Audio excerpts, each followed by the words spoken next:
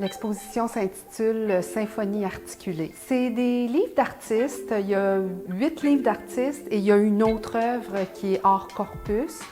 Des livres d'artistes, c'est vraiment une discipline qui se retrouve à mi-chemin entre les arts visuels, les métiers d'art, la littérature. Et moi, j'adore amalgamer toutes ces disciplines-là afin de réaliser des œuvres finalement qui sont cinétiques, c'est-à-dire qui bougent, mais qui aussi disent quelque chose dans le propos, dans ce qu'elles ont de l'air et tout ça. Il y a comme un discours pour chacune des œuvres, une narration finalement.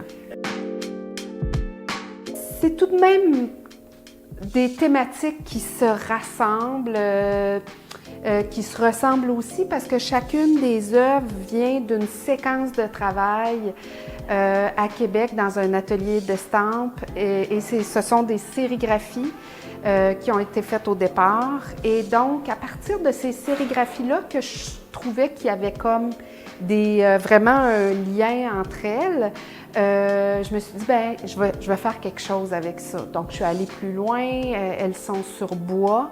Elles sont collées sur bois. Le bois est découpé et par-dessus se trouvent des morceaux finalement de plexiglas colorés qui sont gravés, découpés et qui sont fixés sur l'œuvre afin de constituer des pages. C'est sûr que ça parle du territoire, ça parle de la connexion avec les autres, de l'importance de notre famille, de l'importance du lieu où on demeure.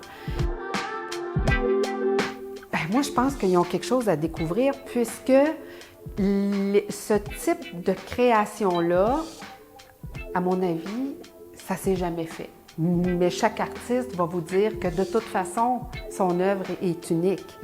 Ce que je dirais, c'est qu'il y a un petit plus dans le sens où moi, j'ai créé des trames sonores pour aller avec chacune des œuvres, puisque c'est peut-être difficile parfois de pouvoir les toucher puisqu'elles sont fragiles, mais il y a possibilité de mettre des écouteurs et d'être en relation avec l'œuvre, de la regarder et de se laisser inspirer par les trames sonores. Il y a un code QR qu'on balaye avec son téléphone, ça s'en va sur mon site et chacune des œuvres est nommée finalement sur le site Internet et donc on peut écouter la trame sonore de l'œuvre qui est devant soi.